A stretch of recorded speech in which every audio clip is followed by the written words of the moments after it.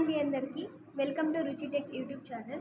ఈరోజు మనం zero effect and zero defect అంటే ఏంటో చూద్దాము. ఇది ఎంటర్‌ప్రెన్యూర్‌షిప్‌లో ఇది ఒక చాలా ఇంపార్టెంట్ క్వశ్చన్ అండి, ఎక్కువసార్లు అడిగిన question.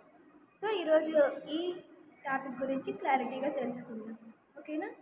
First of all zero effect and zero defect ఉంది కదా, దీన్ని ఓవరాల్గా ZED అంటాము. ఈ ZED కాన్సెప్ట్ అనేది ఎవరు ఇంట్రొడ్యూస్ చేశారు అంటే ప్రైమ్ మినిస్టర్ నరేంద్ర మోదీ గారు ఇంట్రొడ్యూస్ చేశారు. ఎలా అంటే మేక్ ఇన్ ఇండియా క్యాంపెయిన్లో ఈ zero effect zero defect concept అనేది ఇంట్రొడ్యూస్ చేశారు.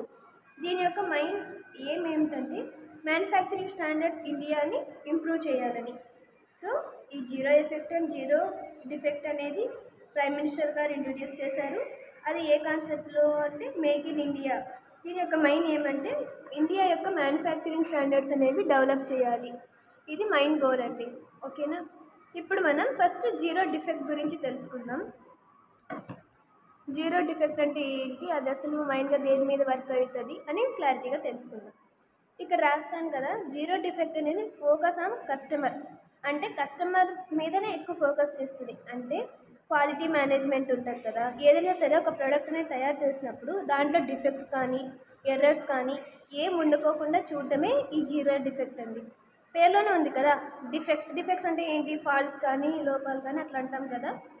ఏదైనా సరే ఒక ప్రోడక్ట్లో అసలు ఏం డిఫెక్ట్స్ కానీ ఏం ఉండకూడదు, దాన్ని జీరో డిఫెక్ట్ అంటాం. ఇది మైండ్గా దేని మీద ఫోకస్ చేస్తుంది అన్నాను, error free production, perfect quality, no network or repair, complete customer satisfaction. అంటే ఆ ప్రోడక్ట్లో ఎలాంటి మిస్టేక్స్ అనేవి ఉండకూడదు, క్వాలిటీ అనేది పర్ఫెక్ట్గా ఉండాలి. తర్వాత అసలు రిపేర్ చేయడానికి మనకి ఒక అసలు ఛాన్స్ అనేది ఇవ్వకూడదు. తర్వాత కస్టమర్ అనేది సాటిస్ఫాక్షన్ ఎక్కువగా ఫోకస్ చేస్తుంది. తర్వాత దీని యొక్క గోల్స్ ఏంటి, reduce waste, improve efficiency, enhance customer trust, increase profitability. అంటే మనకి ఏదైనా సరే వేస్ట్ అవ్వకుండా ఆ ప్రోడక్ట్ అనేది, తర్వాత ఎఫిషియన్సీ బాగా వర్క్ అవ్వేట్లు చూడడం, అలాగనే కస్టమర్ ట్రస్ట్ అంటే కస్టమర్ యొక్క నమ్మకాన్ని కోల్పోకుండా ఉండడం, ఇంకా ఎక్కువ నమ్మకం వచ్చేలా చేసుకోవడం. ఇప్పుడు ఫర్ సపోజ్ ఏదైనా ఒక ప్రోడక్ట్ అనేది మాకు బాగా నచ్చిందనుకో, ఆ ప్రోడక్ట్నే కొంటారు, అవునా కదా. సో ఆ ట్రస్ట్ అనేది కోల్పోకుండా చూసుకోవాలి. తర్వాత ప్రాఫిట్ని కూడా ఇంక్రీజ్ చేస్తాం కదా, అంతే కదా. ఒక ప్రోడక్ట్లో ఏం ఎఫెక్ట్స్ ఏం లేకపోతే అప్పుడు ఈజీగా అందరూ ఆ ప్రోడక్ట్నే కొంటారు కదా. సో ప్రాఫిట్ అనేది ఇంక్రీజ్ అవుతుందా లేదా. సో అది అనమాట జీరో డిఫెక్ట్, అర్థమైందా. జీరో డిఫెక్ట్ అనేది mostly focus on the customer, ఇది మెయిన్ ఇంపార్టెంట్, గుర్తుపెట్టుకోండి, ఓకేనా. నెక్స్ట్ ఆఫ్ ఆల్ మనం జీరో ఎఫెక్ట్ చూద్దాము. జీరో ఎఫెక్ట్ అంటే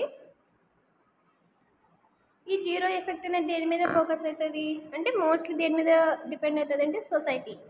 అంటే సొసైటీకి మనం ఏ విధంగా ఎలా యూజ్ చేసుకుంటున్నాం, రిసోర్సెస్ ఉంటాయి కదా ఎన్విరాన్మెంట్లో, ఆ రిసోర్సెస్ మనం ఏ విధంగా యూజ్ చేస్తున్నాం, మనము అంటే సొసైటీకి ఏమన్నా నష్టం కలిగిస్తున్నాం అనే దాని మీద జీరో ఎఫెక్ట్ అనేది ఫోకస్ అవుతుంది.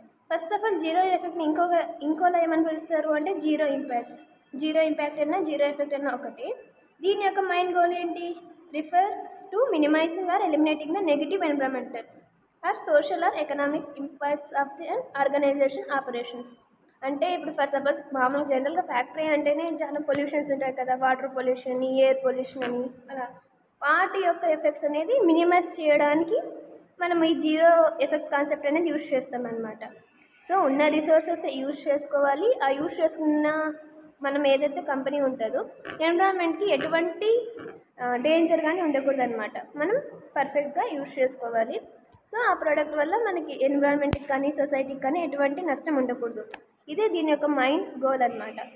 దీంట్లో ఏం ఫోకస్ అయిందంటే మెయిన్గా ఎన్విరాన్మెంటల్ సస్టైనబిలిటీ, అంటే ఎన్విరాన్మెంటల్ని ఎఫెక్టివ్గా యూజ్ చేయాలి, ఎటువంటి పొల్యూషన్ చేయకూడదు. తర్వాత సోషల్ రెస్పాన్సిబిలిటీ, తర్వాత ఎకనామిక్ వైరబిలిటీ, ఇవి అంటే మెయిన్గా జీరో ఎఫెక్ట్ అనేది ఫోకస్ అవుతుంది. తర్వాత దీని యొక్క గోల్స్ ఉంటాయి కదా, దీని యొక్క గోల్స్ ఏంటి అంటే రిడ్యూస్ కార్బన్ ఫుట్ ప్రింట్. అంటే కార్బన్ ఫుట్ ప్రింట్ అంటే ఏం లేదు, ఇప్పుడు పొల్యూషన్ జరుగుతున్నాం కదా, గ్రీన్ హౌస్ గ్యాసెస్ ఉన్నాయి కదా, కార్బన్ డైఆక్సైడ్ మెయిన్గా ఎక్కువ రిలీజ్ అవుతుంది. సో ఆ రిలీజ్ అన్ని తగ్గించాలి, ఓకేనా. నెక్స్ట్ కన్జర్వ్ రిసోర్సెస్ని మనం జాగ్రత్తగా నెక్స్ట్ ఫ్యూచర్ జనరేషన్స్కి కాపాడాలి. తర్వాత ప్రమోట్ సోషల్ జస్టిస్ని ప్రమోట్ చేయడం. తర్వాత లాంగ్ టర్మ్ వియబిలిటీ, ఇప్పుడు ప్రస్తుతం జనరేషన్ వరకే చూసుకోకుండా నెక్స్ట్ ఫ్యూచర్ జనరేషన్స్ కూడా ఈ రిసోర్సెస్ అనేవి అవైలబుల్గా ఉండేటట్లు చేయడం. ఓకేనా.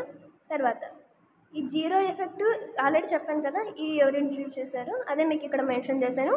సో మీరు క్వశ్చన్ అడిగినప్పుడు ఫస్ట్ ఇది రాసి ఈ పాయింట్స్ అన్నీ రాస్తే బాగుంటుంది. ఓకేనా. తర్వాత ఇవి మొత్తం జెడ్ఈడి అంటామని చెప్పాను కదా, దీన్ని జీరో ఎఫెక్ట్ జీరో డిఫెక్ట్, దీన్ని జెడ్ఈడి కాన్సెప్ట్ అంటారు. ఓకే. జెడ్ఈడి కాన్సెప్ట్ ఓవరాల్గా ఇదేనండి. ఇది కొన్ని కాంపిటీషన్ ఎగ్జామ్స్లో కూడా క్వశ్చన్స్ అడుగుతున్నారు. సో మనకైతే ఇప్పుడు ప్రస్తుతానికైతే ఈ సెమ్ వరకు చూడండి. ఇది 8 మార్క్స్ క్వశ్చన్. ఎంటర్‌ప్రెన్యూర్‌షిప్ అండ్ డెవలప్మెంట్లో ఇది చాలా చాలా ఇంపార్టెంట్. మీకు ఆల్రెడీ తెలుసు ఇది ఈసీఈ అండ్ సిఎస్ఈ వల్ల కోర్ సబ్జెక్ట్ అని. ఓకే. ఓవరాల్గా ఈ జెడ్ఈడి కాన్సెప్ట్ అనేది ఏం ప్రమోట్ చేస్తుంది అంటే హై క్వాలిటీ అనేది, ఒక ప్రొడక్ట్ అనేది హై క్వాలిటీగా ఉండాలి, సస్టైనబుల్ మ్యానుఫ్యాక్చరింగ్ ఇన్ ఇండియా, అంతే కదా. ఎకనామికల్గా కానీ ఎన్విరాన్మెంటల్గా కానీ మన ఇండియా అనేది మ్యానుఫ్యాక్చరింగ్ సెక్టర్లో కూడా సస్టైనబిలిటీగా ఉండాలని ఈ కాన్సెప్ట్ ఓవరాల్గా చెప్తుంది. ఇదేంటి ఇవాళ వీడియో. మీకు వీడియో అర్థమైతే లైక్ చేయండి, షేర్ చేయండి, సబ్స్క్రైబ్ చేయండి. Thanks for watching.